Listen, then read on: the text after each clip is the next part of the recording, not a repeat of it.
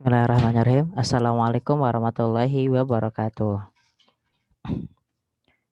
Alhamdulillah, pada kesempatan sore kali ini kita semua masih diberikan kesehatan dan diberikan umur yang panjang, yang mana kita masih bisa bertatap maya via Zoom meeting ini dalam rangka eh, menjalin tali silaturahmi juga dan kita belajar bersama gitu ya teman-teman. Sebelum kita beranjak ke ajang selanjutnya, kalau seandainya dari teman-teman, yang tidak ada kendala bisa menghidupkan kameranya biar kita lebih enak gitu.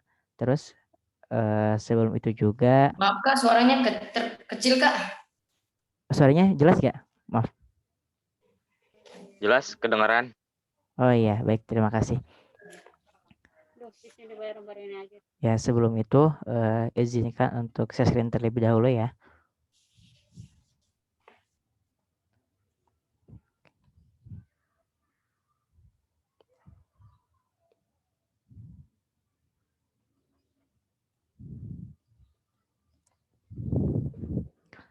Udah kelihatan kan ya?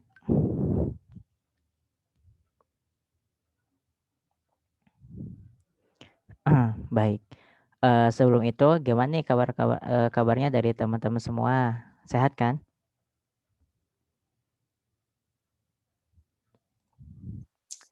Alhamdulillah sehat Kak. Alhamdulillah, mudah-mudahan yang ada di Zoom meeting ini semoga semuanya sehat selalu dan dimudahkan segala aktivitasnya, dimudahkan segala urusannya dan dimudahkan segala rezekinya juga. Amin.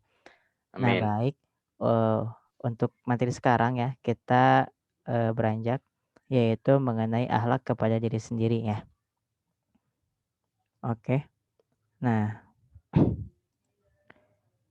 di sini yang pertama akhlak terhadap diri sendiri itu ada amanah ya.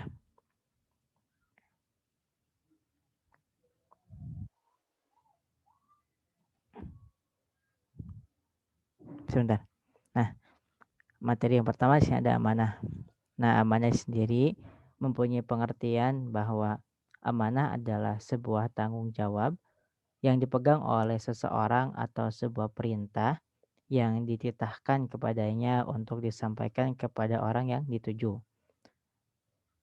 Nah, bentuk amanah itu sendiri yaitu ketika kita dipercayai untuk menyampaikan sesuatu, tentunya kita harus memberitahukannya karena itu sebuah amanah.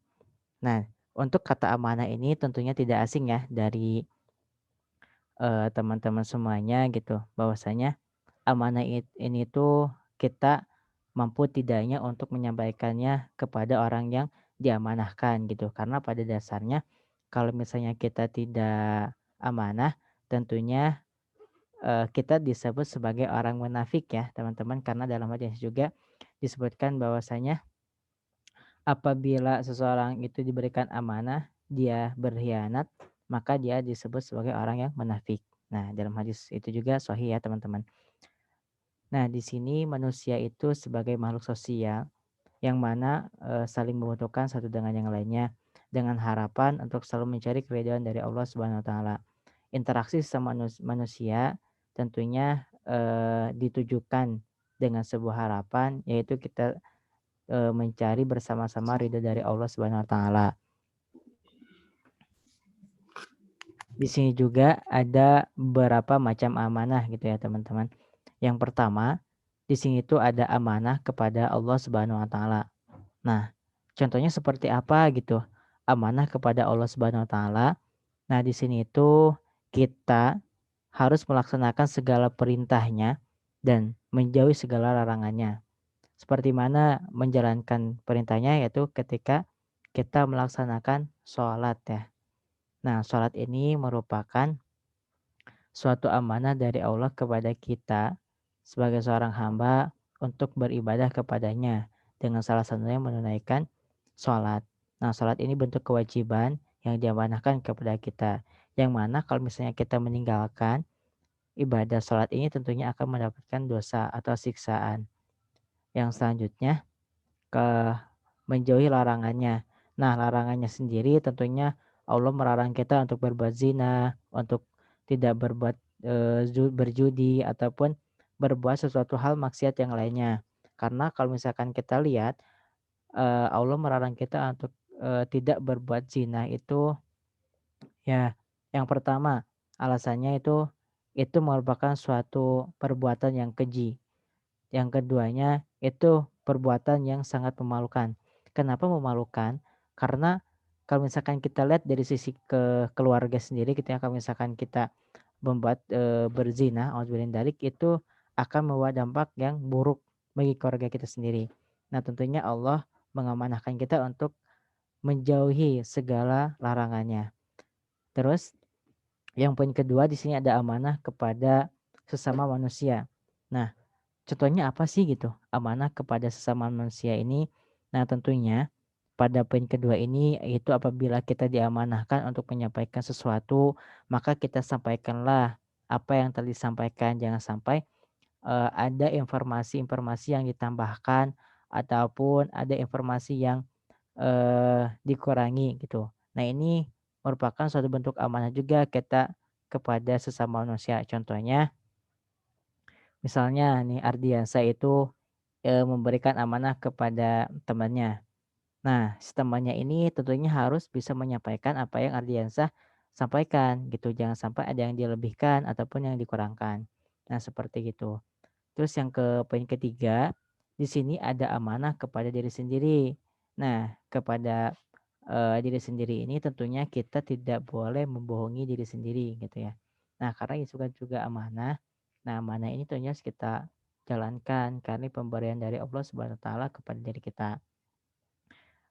Berusaha untuk tidak berbohong tentunya ini, sangat mustahil ya teman-teman, dari semua manusia tentunya pernah melakukan suatu kesalahan ataupun melakukan suatu kebohongan. Tetapi dengan amanah kepada diri kita sendiri ini kita meminimalisir akan berbuat seperti itu, meminimalisir supaya kita tidak berbuat bohong ataupun berkata bohong, tetapi kita selalu menumbuhkan sifat jujur ataupun mengedepankan akhlak-akhlak yang baik. Nah, tentunya, macam-macam amanah ini harus kita bisa amalkan ya teman-teman, baik dari amanah kepada Allah, kepada sesama manusia, ataupun kepada diri sendiri. Yang mana, ini adalah satu perbuatan yang baik yang akan menjadikan diri kita itu lebih baik lagi. Di sini ada ciri sifat amanah. Nah, orang-orang yang memiliki sifat amanah ini yang pertama beriman dan bertakwa. Tentunya orang-orang yang mempunyai sifat amanah ini tentunya dia pasti akan beriman dan bertakwa. Nah, apa sih takwa ini? Nah, bertakwa ini dia dia selalu menjalankan segala perintah dan menjauhi segala larangannya. Nah, ini yang disebutkan dengan bertakwa. Terus yang kedua tawakal dan ihsan. Tawakal atas segala sesuatu yang pernah dikerjakan dan hasilnya diserahkan kembali kepada Yang Maha Kuasa, yaitu Allah Subhanahu wa taala. Yang ketiga, eee, sifat, dari amanah sendiri itu amanah dapat dipercaya. Orang-orang yang mempunyai sifat amanah tentunya dia akan menyampaikan apa yang disampaikannya gitu, dan beliau pun termasuk orang yang amanah. Terus berilmu dan disiplin ya teman-teman. Orang tentunya dalam menyampaikan amanah itu sendiri kita, mempunyai suatu ilmunya dan disiplin. Kenapa disebut disiplin? Ya karena kita, mematuhi segala apa yang diamanahkan. Terus berintegritas atau jujur, bertanggung jawab, adil dan bijaksana, selalu bersyukur, sabar dan pemaaf. Nah, ini ada beberapa ciri sifat dari amanah.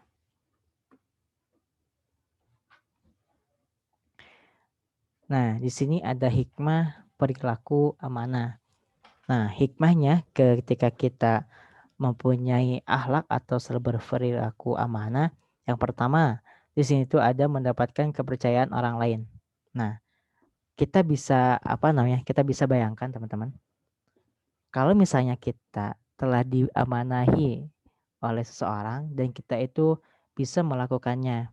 Nah, tentunya orang itu akan, eee, sepenuhnya percaya kepada kita gitu.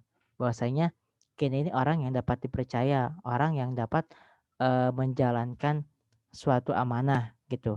Nah, ini menjadi suatu hal yang positif atau menjadi kelebihan dari diri kita sendiri gitu. Karena tidak semua orang ataupun tidak banyak orang yang dapat mendapatkan kepercayaan dari orang lain gitu.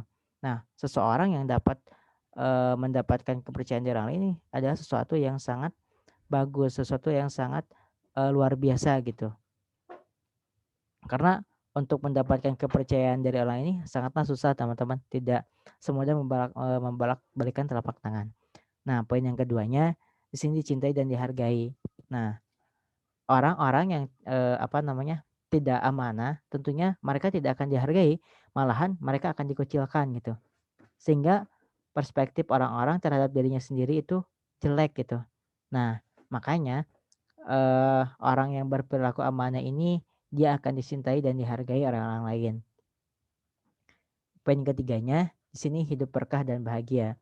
Nah, insya Allah ketika kita selalu melaksanakan segala amanah yang orang lain sampaikan, hidup kita akan berkah-berkah seperti apa gitu. Ya bahwasanya berkahnya sendiri yaitu orang lain akan mendoakan kita dan orang lain juga ketika kita berhasil untuk mengamanahkannya, orang lain juga sedikit akan memberikan apa gitu kepada kita feedbacknya, outputnya. Nah, ini kan menjadikan hidup kita berkah gitu ya. Berkah ini apa sih yang disebut dengan berkah? Nah, berkah ini adalah sesuatu yang kecil namun dapat bermanfaat, teman-teman. Nah, ini disebut dengan hidup berkah. Banyak orang yang bergelimpangan harta, mempunyai mobil banyak tetapi hidupnya tidak berkah. Nah, keberkahan ini bukan dilihat dari banyak atau sedikitnya, nominal, tapi dilihat dari suatu harta kita itu bermanfaat atau tidaknya bagi diri kita sendiri, gitu teman-teman. Nah, selanjutnya poin yang ke-E di sini implementasi amanah.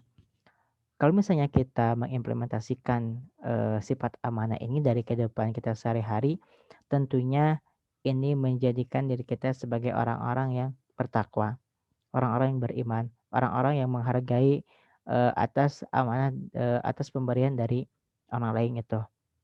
Implementasinya seperti apa? Contohnya, misalnya di sini,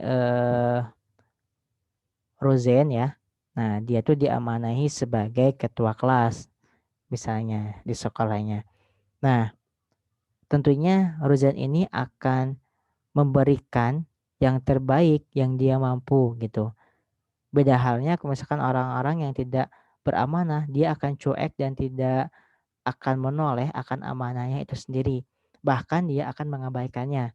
Dia nggak begitu peduli atas amanah yang diberikan kepadanya. Nah, tentunya ini menjadi perspektif kita atau pandangan kita bahwasanya amanah ini tidak semua orang, eee, mampu untuk mendapatkannya atau mampu untuk diberikannya. Karena, orang-orang juga berpikir, orang-orang juga memikirkan bahwasanya dia cocok gak untuk diberi amanah.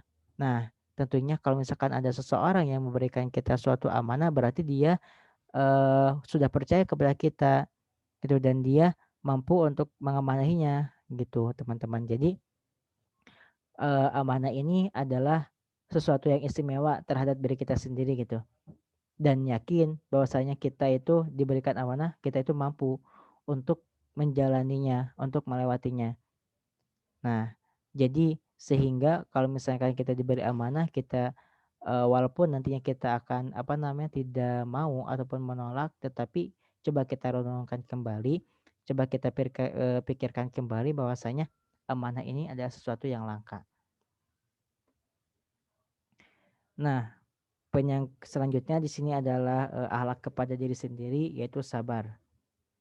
Nah, sabar mempunyai pengertian. Nah, sabar menurut syariat adalah menahan diri dari atas 3 perkara. Pertama, sabar dalam menaati Allah. Kedua, sabar dalam hal yang Allah haramkan. Dan ketiga, sabar terhadap takdir Allah yang tidak menyenangkan. Banyak orang yang bilang, sabar ini adalah suatu amalan yang sulit gitu ya teman-teman. Jangankan teman-teman saya juga mungkin masih kurang dalam untuk, berbuat sabar. Karena pada dasarnya memang sabar ini kalau misalkan kita tidak dibarengi dengan niatan yang, mencari ridha Allah tentunya akan sangat sulit gitu ya teman-teman. Nah, sabar ini sendiri kebanyakan orang bilang, sabar ini, banyak yang bilang itu sabar juga ada batasnya. Nah, dalam perspektif kita itu sabar itu, jangan dipikirkan bahwasanya sabar itu ada batasnya. Karena sabar ini tidak ada batasnya teman-teman. Kita pernah lihat di sini bahwasanya dalam sabar ini menahan dari 3 perkara. Sabar dalam menaati Allah. Nah, Allah itu memerintahkan kita tadi itu untuk sholat. Nah, kebanyakan orang-orang yang, apa namanya, tidak sepenuhnya rela, tidak sepenuhnya ikhlas dalam menaati perintah Allah, banyak orang yang dinanti-nanti ataupun dalam melaksanakan suatu ibadah juga dia selalu terburu-buru, tidak sabar. Misalnya dalam sholat tumakninah atau rukunnya itu sendiri dia tidak dilakukan gitu karena pengen cepat-cepat selesai. Nah, ini adalah melatih kesabaran kita dalam menaati perintah Allah. Terus sabar dari hal yang Allah haramkan. Nah, sesuatu yang diharamkan mungkin mengenakan teman-teman, mungkin mengenakan, kebanyakan seperti itu, tetapi kita juga harus sabar untuk senantiasa menahan diri kita agar kita tidak terjerumus kepada hal-hal yang diharamkan, seperti halnya narkoba. Nah, kalau misalkan kita, sabar, sabar di sini yaitu tentunya menahan diri kita gitu, jangan sampai kita mempunyai suatu apa namanya, satu, pandangan untuk pengen seperti mereka itu jangan. Nah, sabar di sini adalah berperilaku dan sabar untuk, menjaga diri kita dari hal-hal yang tidak baik. Yang ketiga, sabar terhadap takdir, Allah yang tidak menyenangkan. Nah, banyak orang yang kecewa akan takdir Allah yang telah diberikan kepada kita semua. Mereka tidak memikirkan, mereka tidak, eee, merenungi akan apa yang telah Allah berikan kepada kita. Sebetulnya Eee, banyak sekali mungkin takdir Allah yang tidak menyenangkan, tetapi itu sedikit dibanding dengan nikmat Allah yang telah Allah berikan kepada kita. Makanya kita dituntun untuk menjadi seseorang yang penyabar.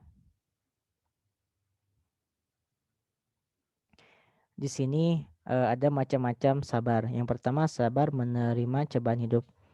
Nah, ini poin pertama itu banyak sekali ya teman-teman yang pernah kita alami gitu. Dalam cobaan tentunya misalnya kita sakit, eee, kita diberikan sakit oleh Allah tentunya ini menjadikan sebab kita untuk bisa lebih dekat lagi kepada Allah. Nah, sabar dalam mencobaan hidup.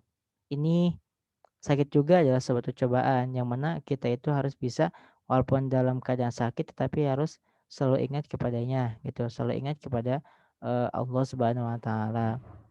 Kadang orang-orang tidak menerima akan cobaan yang Allah kasih kepada mereka.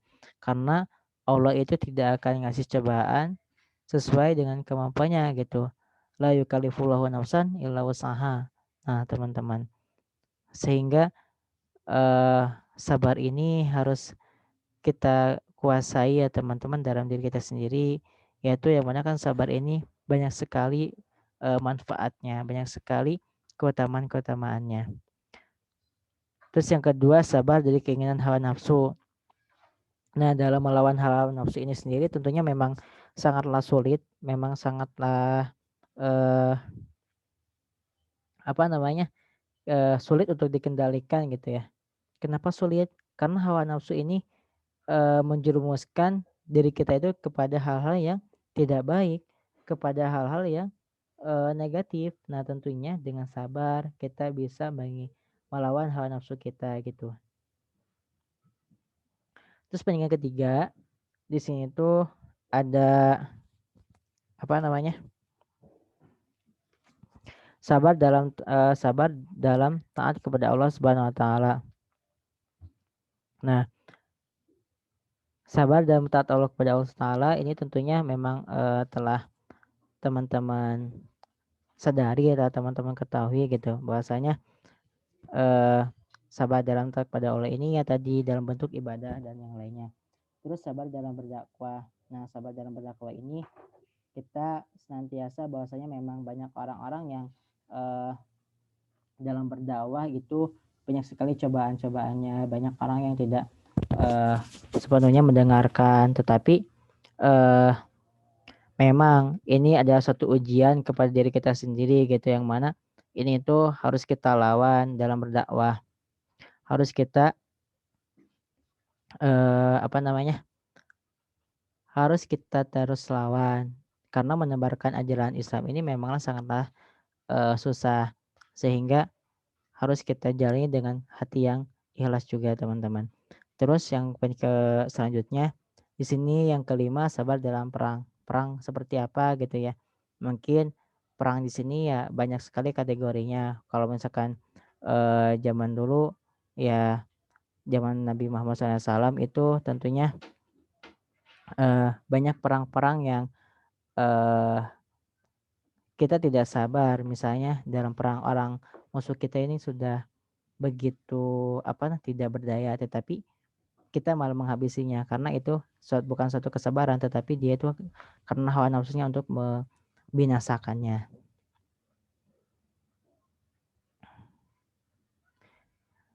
Nah, terus di sini juga sabar dalam pergaulan. Nah, dalam pergaulan ini sendiri tentunya eh, banyak orang-orang yang tidak apa namanya? Banyak orang-orang yang kurang paham, banyak orang-orang yang kurang mengetahui gitu bahwasanya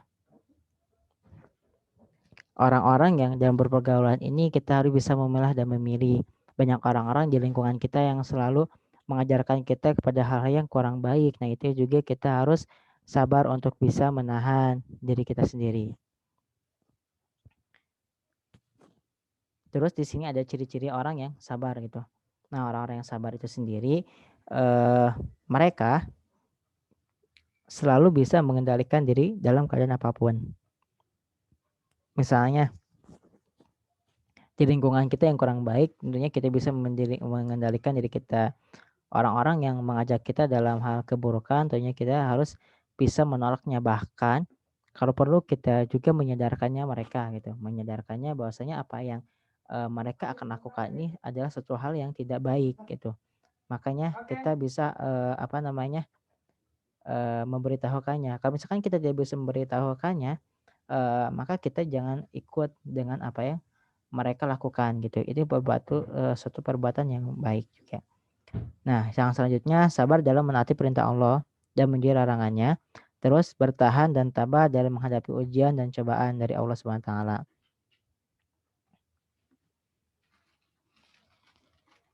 Nah, di sini juga ada cara memperoleh kesabaran. Allah Subhanahu wa taala berfirman, "Alladzina idza asabatum musibah qalu inna lillahi wa inna ilaihi raji'un." Yaitu orang-orang yang jika ditimpa kepada mereka musibah, maka mereka berkata, sesungguhnya kami adalah kepunyaan Allah dan kepada ialah kami kembali.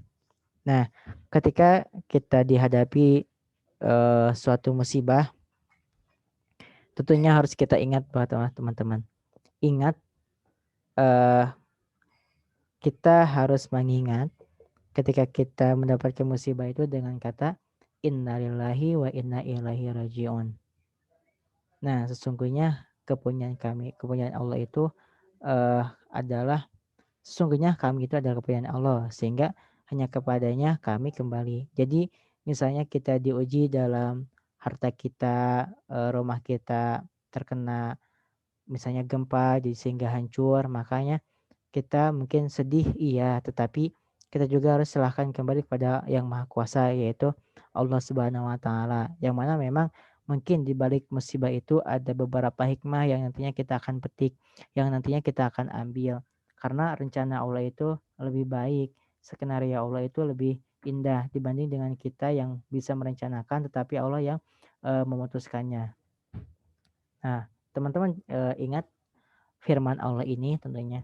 ketika kita suatu musibah ini banyak sekali kategorinya. Ada bencana alam, ada musibah menimpa diri sendiri, sakit, ada musibah menimpa saudara kita misalnya meninggal. Nah, itu kan satu musibah yang kategorinya beberapa macam. Nah, sehingga kita harus ingat innalillahi wa inna ilaihi raji'un. Sesungguhnya kami ini adalah kepunyaan Allah dan kepadanya lah kami kembali. Quran surat Al-Baqarah ayat 156. Di sini hikmah dan keutamaan bersabar. Nah, yang poin pertama, sabar merupakan perintah Allah kepada orang yang beriman. Jadi Allah memerintahkan untuk kita berlaku sabar itu karena kita termasuk orang-orang yang beriman. Yang poin keduanya, Allah senantiasa bersama orang-orang yang sabar. Nah, jadi sehingga Allah itu akan dekat bersama orang-orang yang sabar, sabar dalam menghadapi cobaan, sabar dalam menghadapi segala hal. Nah, ingat ketika kita sabar, Allah itu bersama kita. Yang poin ketiga, Allah mencintai orang yang senantiasa bersabar. Nah, Allah mencintai, berarti Allah itu sangat suka terhadap orang-orang yang penyabar. Penyabar, misalnya nanti kalau misalkan teman-teman ada cita-citanya yang jadi seorang guru, misalnya harus sabar ketika mendapatkan murid yang agak sedikit bandel, itu jangan kita marahi, jangan kita judge orang itu bahwa dia tuh nggak baik, tetapi kita ubah kebiasaan yang tidak baik menjadi baik. Nah, itu juga merupakan bentuk sabar, sabar dalam mencari ilmu, sabar dalam menggapai suatu impian, karena semuanya butuh proses, teman-teman.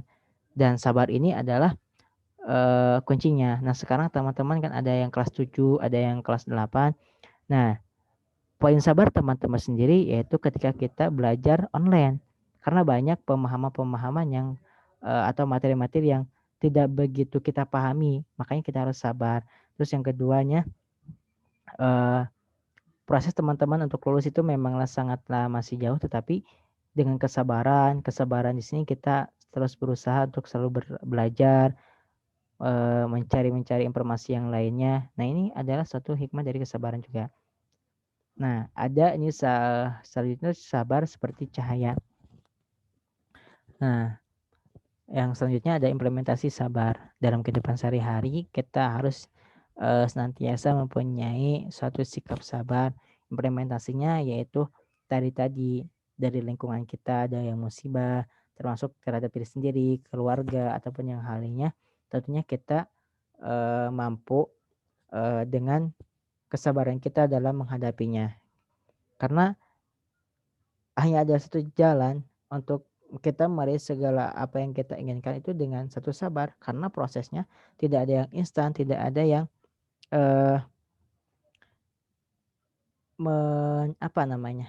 tidak ada yang harusnya kita berusaha dulu gitu, nggak ada yang tiba-tiba apa yang kita inginkan ada di hadapan kita. Nah, ini proses sabar dalam menghadapi karir, proses sabar dalam mencari ilmu, proses sabar dalam menggapai suatu mimpi kita.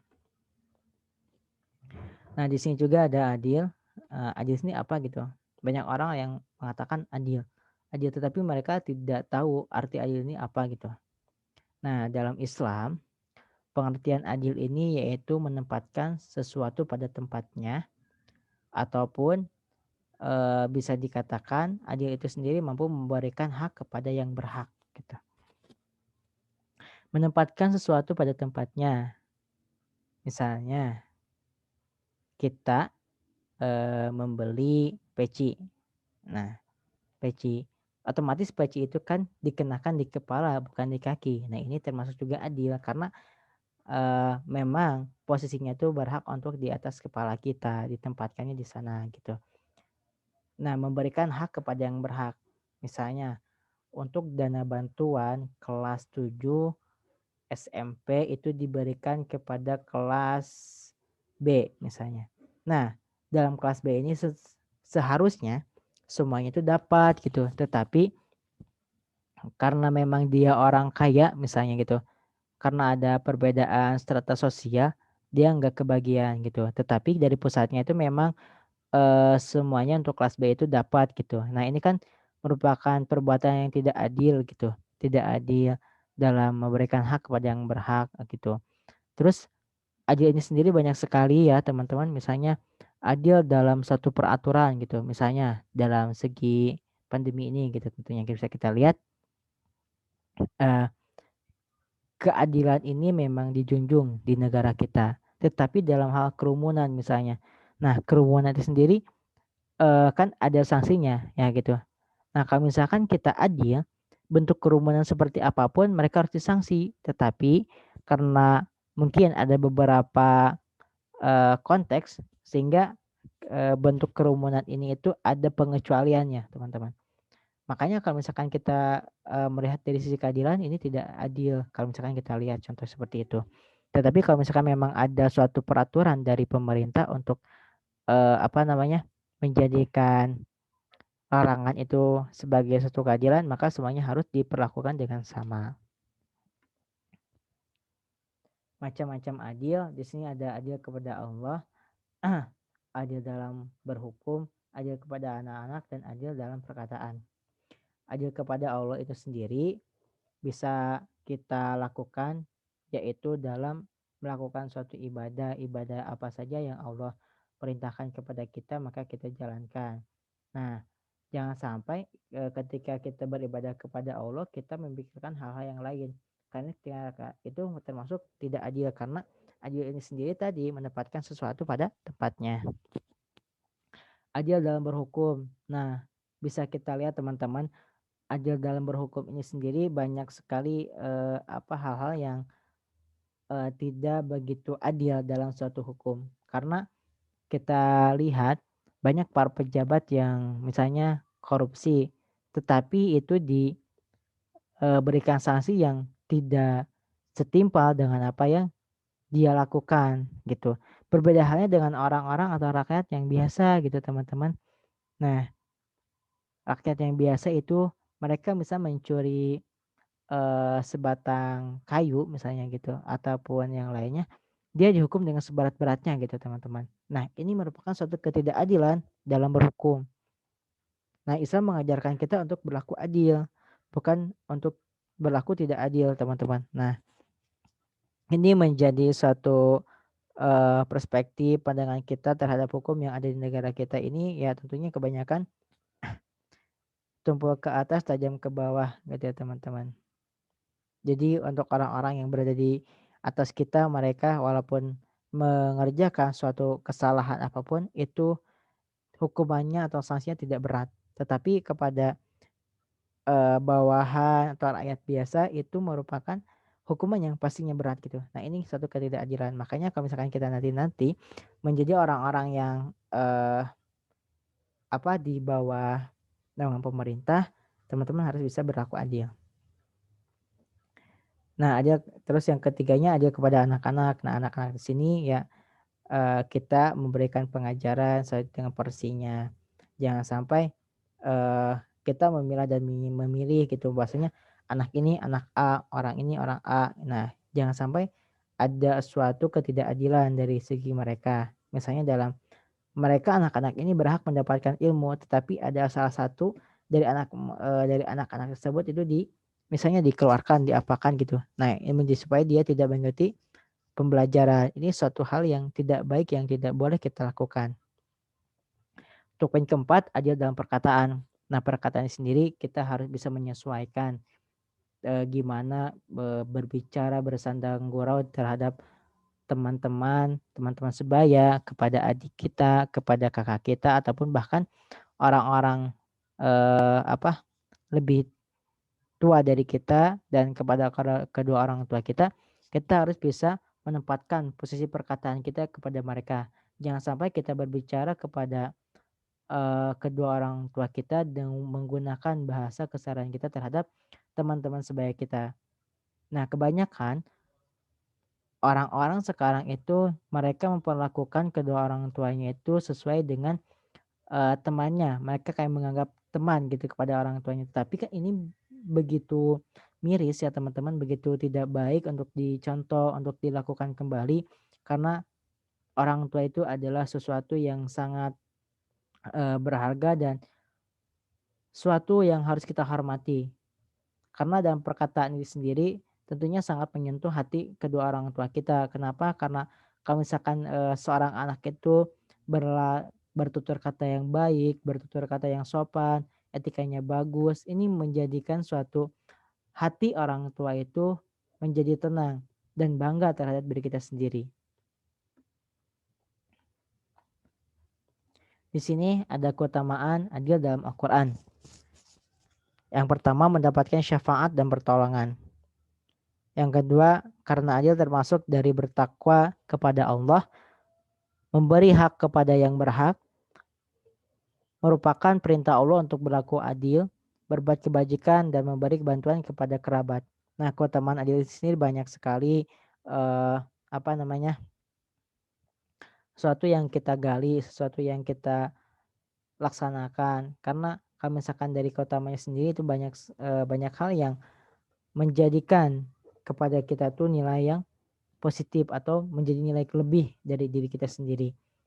Karena kebanyakan orang yang berlaku adil itu dia selalu dijadikan sebagai orang yang dalam memilih sesuatu itu diutamakan gitu. Dan mereka akan memberikan pendapatnya kepada dia, menanyakan pendapatnya. Misalnya, orang-orang yang melakukan suatu perbuatan dosa seperti ini baiknya seperti apa dan terus, ketika ada suatu bantuan ataupun sumbangan ketika harus dibagikan, ini harus berapa-berapa gitu, biar semuanya adil dan rata dan kebagian. Nah, ini termasuk ketika kita nanti dibutuhkan di suatu masyarakat, nantinya teman-teman akan merasakan gitu, oh bahwasanya dalam berlaku adil ini dalam lingkup masyarakat ini seperti ini, terus berlaku adil dalam lingkup, sekolah seperti ini, dalam lingkup, pekerjaan seperti ini. Nah, tentunya teman-teman juga akan memposisikan teman-teman sebagaimana yang telah teman-teman pelajari, yang telah teman-teman, dapatkan gitu. Makanya keutamaan adil ini sendiri dari akhlak terhadap diri sendiri ini sangatlah baik karena pada zaman sekarang itu orang-orang yang adil itu sangatlah susah karena mereka bisa berlaku adil, jarang sekali.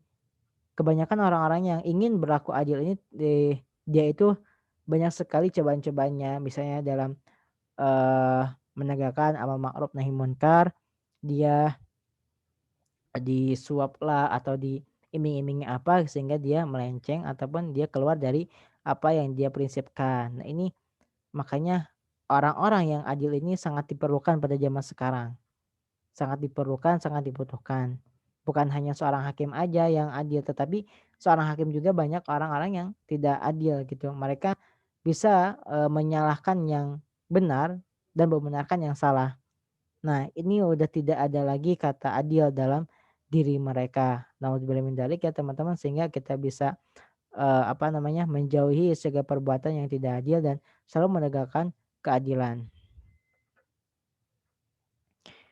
Di sini ada hikmah bersikap adil. Nah, meningkatkan iman dan takwa tentunya dalam segala perbuatan yang baik, tentunya iman dan takwa kita ini insya Allah akan meningkat. Yang kedua, menjadi teladan dan mengayomi. Nah, orang-orang yang bersikap adil ini akan menjadi contoh dan panutan terhadap orang-orang yang lainnya. Misalnya kita menjadi seorang pemimpin dalam suatu rumah tangga ya. Misalnya kita seorang bapak ataupun nih kita apabila kita bersikap adil terhadap anak-anaknya.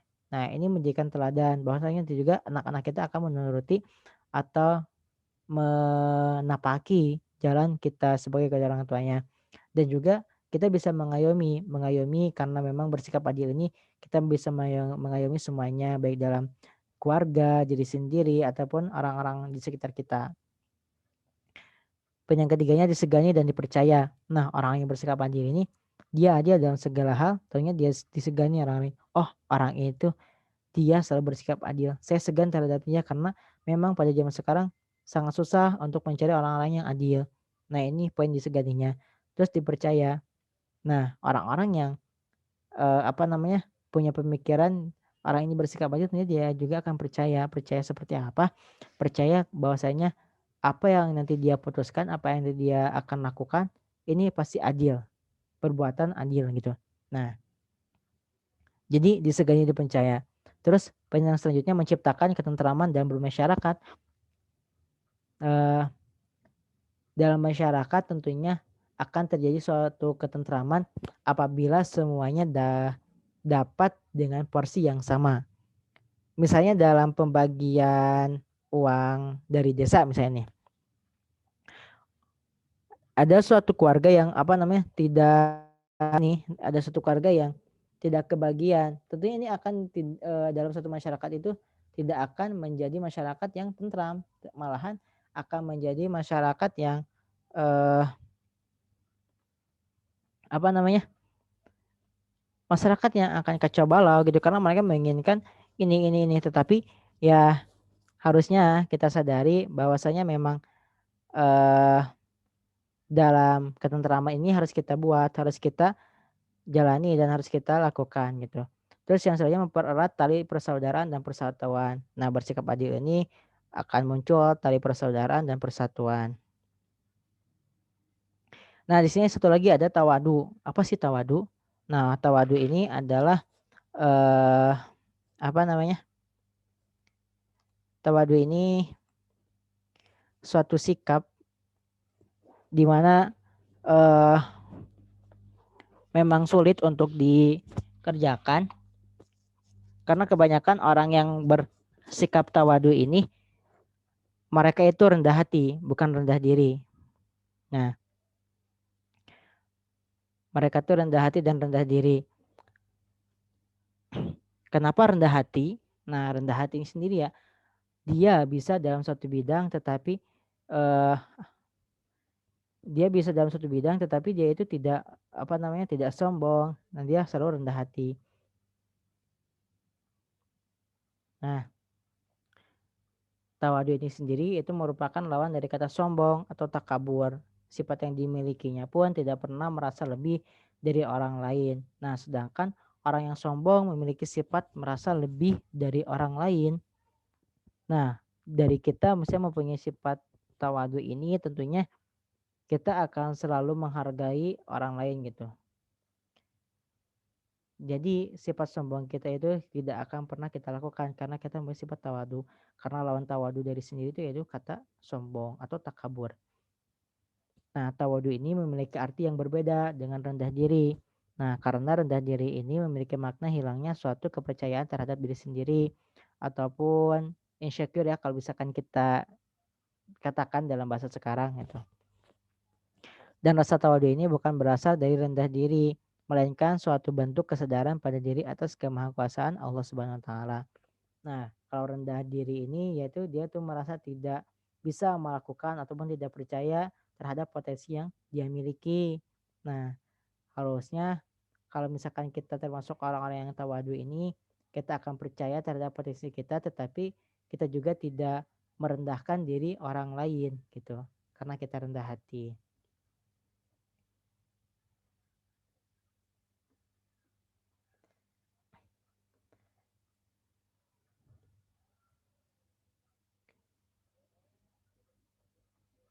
Di sini ada macam-macam tawadu. Nah, terdapat dua macam. Yang pertama ini adalah tawadu yang terpuji, yaitu tawadu dengan bersikap merendahkan diri kepada Allah Subhanahu wa taala dengan mengikuti semua perintahnya dan menjauhi semua larangannya. Nah, yang pertama ini kita merendahkan diri kepada Allah bahwasanya aku ini tidak ada apa-apa melainkan dengan kehendak-Mu ya Allah. Nah, kita ini misalnya dalam berdoa dalam apapun kita merendahkan diri kita kepada Allah Subhanahu wa taala. Yang keduanya ya ini tawadu yang tercela karena memiliki sikap merendahkan diri untuk mendapatkan suatu harapan darinya. Misalnya eh, kalau contoh yang kedua ini yaitu kita merendahkan diri terhadap orang lain misalnya gitu. Karena ingin mendapatkan misalnya pujian, oh dia mah seperti ini gitu. Ataupun yang lainnya ini merupakan suatu yang tidak baik yang harus kita tinggalkan.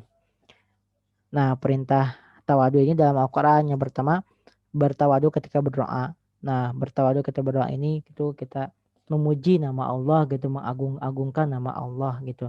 Ini dalam berdoa. Ya Allah, semoga dengan ini tidak ada lain dan tidak bukan adalah atas kehendak-Mu. Nah, seperti itu teman-teman. Jadi kita bersungguh-sungguh dan memohon doa itu kepada Allah SWT dengan suara rintihan yang begitu memang sesuai dengan hati kita gitu ya teman-teman. Yang kedua di sini bertawadu kepada orang tua. Nah, jangan sampai dengan ilmu kita yang tinggi teman-teman, orang tua itu kita nasihati dengan cara yang tidak baik. Karena guru saya pernah bilang, setinggi apapun ilmu kalian, jangan pernah kalian perlihatkan kepada orang tua kalian ataupun dengan guru ngaji kalian. Apapun yang dikatakan oleh kedua orang tua kalian, semisalnya memang mungkin itu masih sesuai, kita ikuti. Jangan sampai kita, oh ini salah loh, mama ini salah loh, dengan bahasa yang kurang baik ataupun dengan nada yang kurang sopan. Nah ini bukan bentuk tawadu gitu ya teman-teman. Terus yang ketiga bertawadu dalam memohon. Yang keempatnya bertawadu dalam berzikir.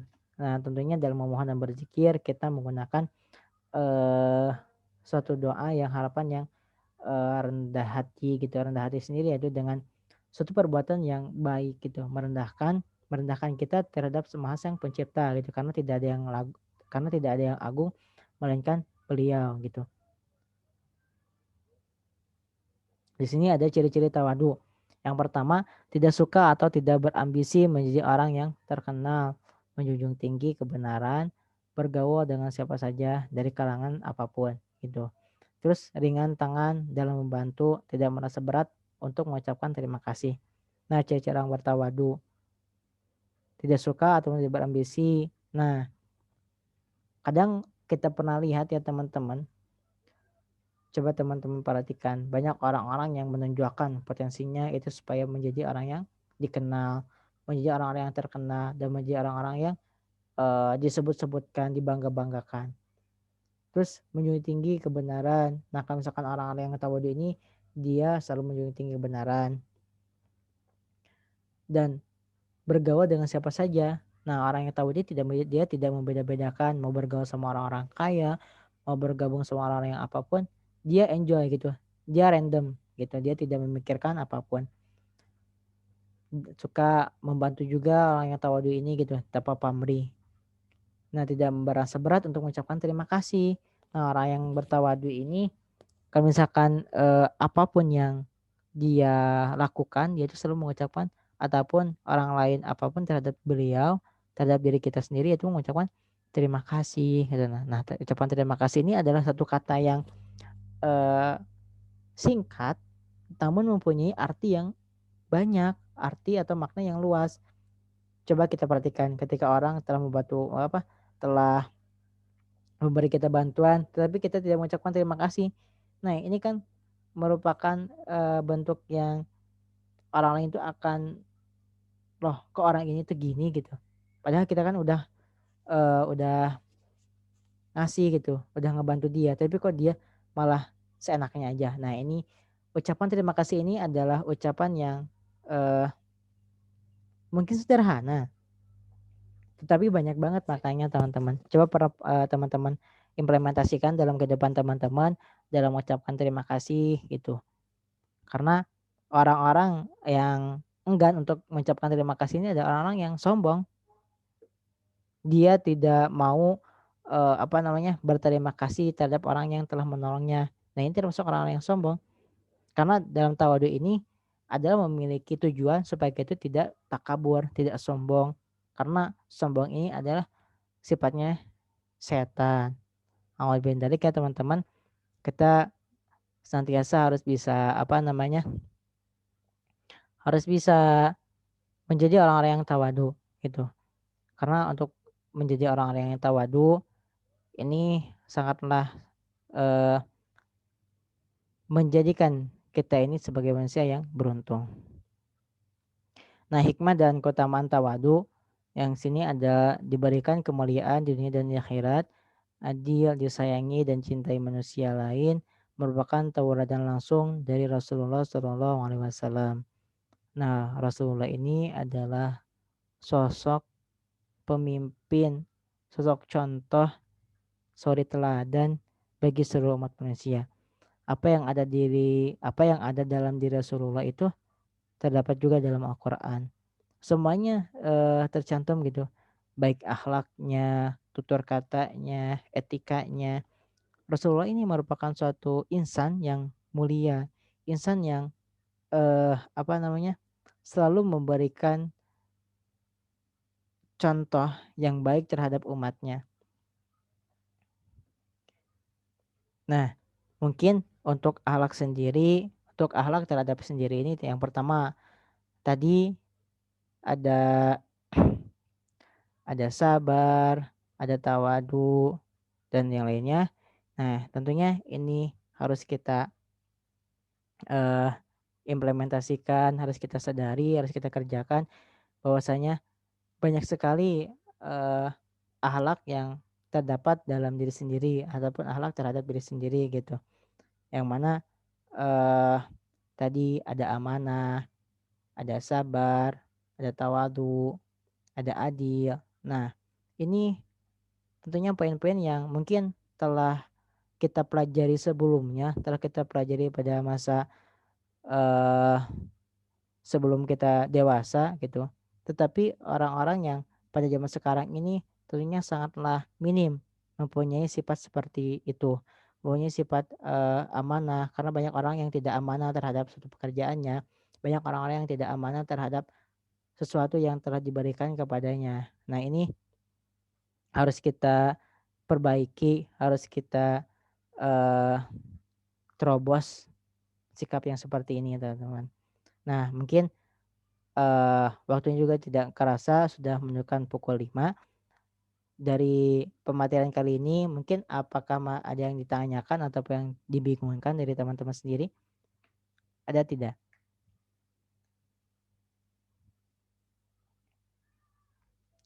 Ada pertanyaan dari teman-teman semuanya? Enggak ada, Kak. Oh ya, baik. Mungkin kalau misalkan memang tidak ada sekarang, kalaupun nanti ada ada sesuatu yang mengganjal, ada sesuatu yang ingin tanyakan boleh PC ataupun yang lainnya silahkan. Dan saya sekali sendiri mengucapkan terima kasih untuk teman-teman semuanya yang telah hadir dan meminta maaf atas segala kekurangan baik dalam penyampaiannya yang masih kurang baik, yang masih keluar dari konteks yang telah ditentukan. Saya mengucapkan terima kasih dan meminta maaf yang sebesar-besarnya atas segala kekurangan dan kesalahan saya. Mungkin kalau misalkan ada yang baiknya itu dari Allah dan banyak yang salahnya itu dari saya sendiri gitu. Mungkin dalam acara kali ini ataupun dalam diskusi kali ini saya cukupkan dengan doa. Subhanakallahumma wa bihamdika asyhadu an la ilaha illa anta astaghfiruka wa atubu ilaik. Nah, untuk teman-teman semoga ilmu yang teman-teman pelajari bermanfaat. Untuk yang masih belajar semangat terus belajarnya. Untuk yang masih ada kendala dan kesulitan kalaupun ada yang ingin tanyakan boleh ditanyakan ya teman-teman. Sehingga kita terus berjalan ya tali silaturahminya bukan hanya seminggu sekali ya teman-teman. Mungkin dari saya ada yang ingin disampaikan dulu dari teman-teman semuanya? Kalaupun tidak ada, ya udah saya tutup dengan salam ya. Terima kasih atas segala perhatiannya. Wabillahi taufiq walhidayah. Wassalamualaikum warahmatullahi wabarakatuh. Terima kasih. Waalaikumsalam warahmatullahi wabarakatuh. Terima kasih, Kak. Sama-sama.